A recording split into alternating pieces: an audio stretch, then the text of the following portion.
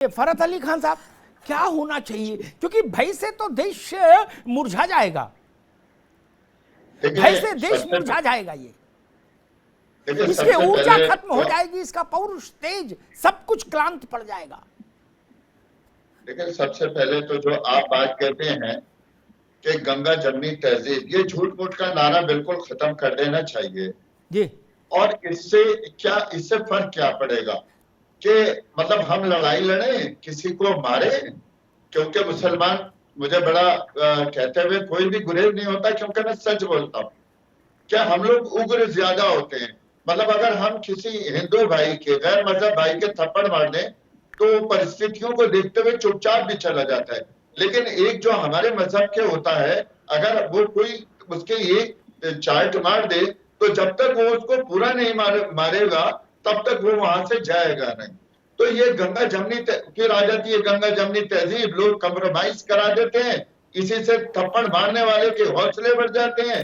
अभी अभी जैसे बात चल रही थी तौकीर रजा साहब की, तौकीर रजा कह रहे थे कि साहब शंका आते तो चेचेनिया जाए, नाइजीरिया जाए, ईरान जाए, पाकिस्तान जाए, अफगानिस्तान जाए, वहां पर जो अल्लाह अकबर कह के मारने वाला है और अल्लाह अकबर कह के मरने वाला है, क्या वो भी संघ से जुड़ा है? क्या वो भी भाजपा से जुड़ा है? आपने कभी उनके लिए आवाज उठाई? क्या हिंदुस्तान का हमारा बहुसंख्यक वर्ग इस चीज को नहीं देखता कि मस्जिदों में बम मार दिए जाते हैं, स्कूलों के बच्चों को लाइन से खड़ा करके लाहौर में मार दिया जाता है? वो कौन लोग होते हैं? क्या वो संघ के लोग होते हैं? तो फिर रजा को मैं यहाँ से कहना चाहूंगा इल्तिजा के तौर पे, बंद करिए ये ऐसी बातें कि ये इससे जुड़ा हुआ है, उससे जुड़ा हुआ है। सबसे पहले अपने वाले को डांटिए, पहले अपने वाले को समझाइए, उससे रिश्ते खत्म करिए, उसकी वकालत मत करिए, उसके लिए कोई वकील नहीं होना चाहिए। ऐसा मुसलमान चाहिए अब इस देश को। अब ये झूठ मूठ की बातें, झूठ मूठ के दावे कोई भी हिंदुस्तान का मुझ जैसा मुसलमान बर्दाश्त नहीं करेगा। धमकियां मिल रही है, मिलती रहे, गर्दन हमारी मेरी तन से जुदा हो जाए तो बड़ा अच्छा मुझे लगेगा कि मैं अपने बहुसंख्यक वर्ग में जो प्यार, मोहब्बत, अमन शांति की खातिर मेरा सर तन से जुदा हो गया। मैं तो खुलेआम कह देता हूं, और आपने अपील की थी, मैं आपको बताता चलूं, मुझे सरकार ने सुरक्षा मुहैया करा दी है, मुझे गना दे दिया है। मैं आपको आया था जी। संजय सिंह जी, सीरिया, अफगानिस्तान, चेचन्या और ऐसे तमाम इलाकों में जहां ये संघर्ष चल रहा है बरसों बरस से, सब कुछ शमशान कब्रिस्तान जैसा दृश्य हो गया है, बच्चे अनाथ हो गए, विचित्र परिस्थितियां। वहां तो अभी संघ की शाखा लगना शुरू नहीं हुआ, अभी तो यही है भारत में। तो कम से कम तौकीर रजा साहब को इससे चिंतन करना चाहिए। खैर, आप कुछ कहना चाह रहे थे संजय जी? हाँ जी। हमारे धर्मगुरु जी ने एक बात कही थी, उस पर एक बिंदु रखना चाहता हूँ कि अभी नुपुर शर्मा के नाम पर उदयपुर में और अमरावती में जो हुआ ना, देखिए इन लोगों की इन्वेस्टिगेशन में आया है कि इन्होंने तो सालों से पहले शस्त्र तैयार रखे थे। नुपुर शर्मा का बयान तो सिर्फ एक बहाना बना है ना। नुपुर शर्मा ने जो कोट किया था, उन्होंने कोई खुद की बात नहीं कही थी, उन्होंने इमाम बुखारी की हदीस का वाक्य को कोट किया था। वही वाक्य वो जाकिर नाइक बोलता है, बहुत सारे धर्मगुरु बोलते हैं, उसे कोट किया था। और दूसरा बिंदु बताना चाहता हूं, इन लोगों ने कोई मर्दानगी नहीं दिखाई। एक गरीब दर्जी के दुकान में जाके पीछे से चाकू मारना, या एक मेडिकल शॉप वाले को अंधेरे में पीछे से पकड़कर चाकू मारना मर्दानगी नहीं है, ये डरपोक आतंकवादी है। अगर इनमें हिम्मत है ना, किसी शौर्यपूर्ण और अभिमानी आदमी से मैदान पे आ जाए ना, ऐसी डरपोक कृति करके किसी का झंडा आप नहीं फहरा सकते। और नुपुर शर्मा सिर्फ बहाना है, इनका एक इकोसिस्टम है जो इस देशद्रोहियों को, हिंदू विरोधियों को और अंग्रेजों ने स्थापन की हुई कांग्रेस कम्युनिस्टों की इकोसिस्टम से चढ़ता है। इन्हें उत्तर देना है तो सुबुही खान जैसे, एपीजे अब्दुल कलाम जैसे मुसलमानों को आगे आना पड़ेगा, वरना आज नहीं तो कल हिंदू खुद की रक्षा के लिए 100% खड़ा रहेगा। लाखों सालों से यह राष्ट्र कोई 1947 में तैयार नहीं हुआ है, यह राष्ट्र लाखों सालों से है। इसका रक्षण श्री राम ने किया है, श्री कृष्ण ने किया है, छत्रपति शिवाजी महाराज ने किया है, महाराणा प्रताप सिंह जी ने किया है, गुरु गोविंद सिंह जी ने किया है। यह राष्ट्र संत, महंत, अखाड़े, स्वामी विवेकानंद, रामकृष्ण आश्रम ऐसी परंपरा का है।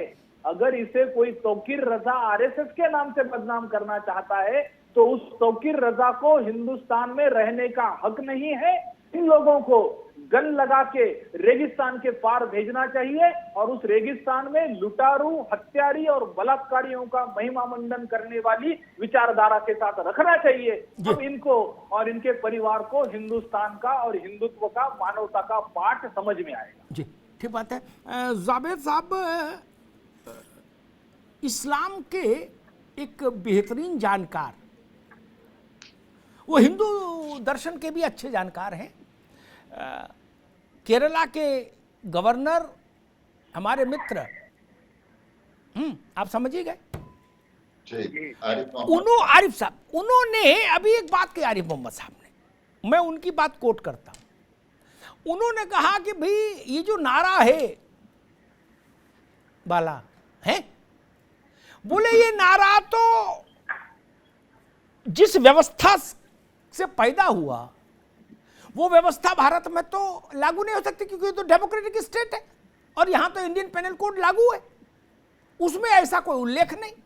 ठीक, तो जो चाहते हैं कि चोरी की सजा हाथ काटना और गलत निगाह डालने का सजा आंखें निकाल लेना और फिर निकाल के उनसे कंचा खेलना, जो इस टाइप के कारोबार का को मान लीजिए मान्यता देते हैं, तो आरिफ साहब का सुझाव था कि उन लोगों को इस भूमंड, इस धरती पर ऐसा क्षेत्र खोजना चाहिए जहां ये व्यवस्था लागू हो।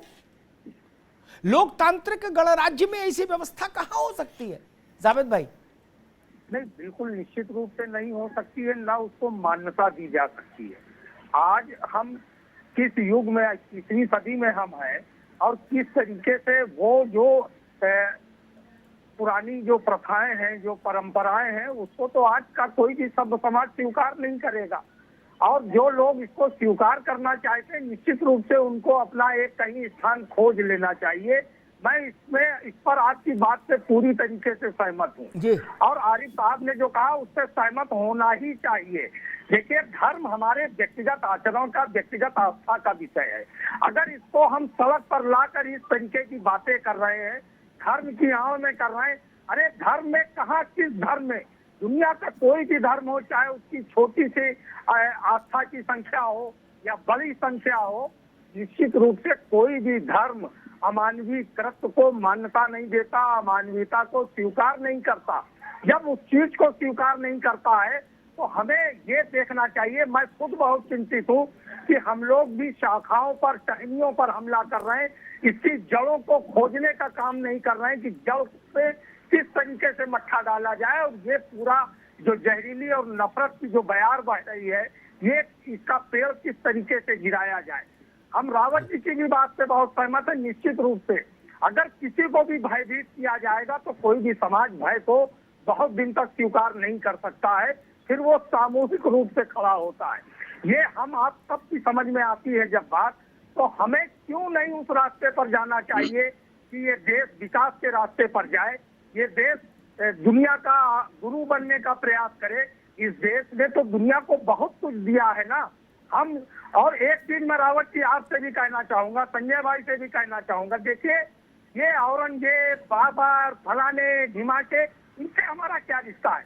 इनसे रिश्ता जोड़ना बंद कीजिए। इससे उन लोगों को लाभ होता है जो इस देश को खंडित और विखंडित करना चाहते हैं, जो इस देश में चरमपंथी व्यवस्था को लागू। अरे हमारे पूर्वज महाराणा प्रताप है, हम अपना पूर्वज राम को मानते हैं, हम 1857 की क्रांति के रणनीतिकार अजीमुल्ला खां को मानते हैं, हम अशफाक उल्लाह के साथ राम प्रसाद बिस्मिल को मानते हैं, हम भगत सिंह चंद्रशेखर आजाद को मानते हैं। ये हमारे पूर्वज हैं।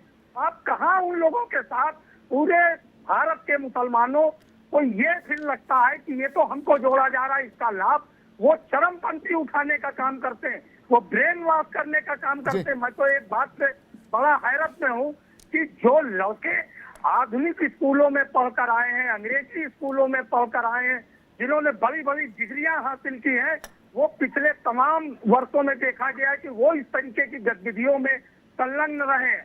तो ये स्थितियां, वो तो मदरसे से पढ़ के नहीं गए, जो आरोप लगता है कि मदरसे में मदरसे में तो कुल 3 से 4% के बीच में बच्चे पढ़ते हैं, बहुत गरीब, बहुत कमजोर घरों के।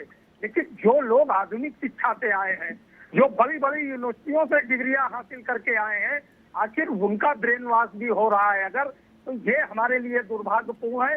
ये भारत के लिए तो दुर्भाग्यपूर्ण है ही है। ठीक है जावेद भाई, ठीक है। रावत जी, समय कम है, कुछ कहना चाह रहे थे आप रावत जी?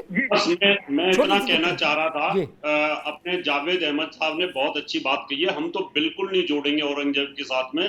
लेकिन जब शिवलिंग वहां पर आए, ज्ञान वापी मस्जिद के अंदर निकल करके आए, वहां पर निशान आए, हिंदू धर्मों के सारे चिन्ह आए, किसी एक मुसलमान ने ये नहीं कहा, बड़े आदमी ने, कि यहाँ पर हिंदुओं का ज्ञान वापी मंदिर था। सब वहां पर विरोध में खड़े हो गए कि फव्वारा था, तो इसलिए हम आहत होते हैं। और जब आदमी आहत होता है तो फिर वो बातें आहा के साथ निकलती हैं। जावेद भाई, और कोई बात नहीं है, नहीं पे पता सब आपको भी है, इतिहास आपने भी पढ़ा और हमने भी पढ़ा हुआ है। ठीक है जावेद भाई। Sanjay Singh your last comment doctor Sanjay Singh.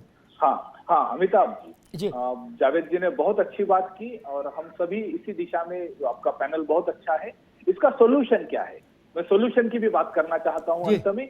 मुझे ऐसे लगता है कि अभी तात्कालिक समय के लिए समान नागरिक संहिता या यूनिफॉर्म सिविल कोड एक बहुत बड़ा स्टेप हो सकता है, जो मुसलमान हिंदुस्तान की मुख्य धारा में शामिल होना चाहते हैं उनको रोकने वाला जो मुल्ला मौलवी उलेमा, जो मुस्लिम पर्सनल लॉ की वजह से उनके न्यायाधीश बनते हैं और मदरसा उनको रोकते हैं, यूनिफॉर्म सिविल कोड लागू होता है तो अच्छे मुसलमानों को हिंदुस्तान की मुख्य धारा में प्रवाहित होने का बहुत अच्छा मौका मिलेगा। दूसरा, इस राष्ट्र की जो अंग्रेज और अंग्रेजों ने स्थापन किए हुए कांग्रेस की व्यवस्थाएं हैं, जो अंग्रेजों की है, उनको बदलना पड़ेगा। और आखिरी देखिए, यह राष्ट्र का पुनर्जागरण धर्म के साथ होता है। अयोध्या में श्री राम मंदिर बनता है तो वह एक धार्मिक स्थान नहीं है। अयोध्या का श्री राम मंदिर इंडोनेशिया के सबसे ज्यादा मुसलमानों को, जिनकी सरकारी नोट पर श्री राम है, जिनकी संसद में रामायण है, उनको अखंड हिंदुस्तान से जोड़ता है। हमारा अयोध्या का राम मंदिर थाईलैंड के राजा, जिनको राम और सीता कहा जाता है, थाईलैंड के नागरिकों को अखंड हिंदुस्तान से जोड़ता है।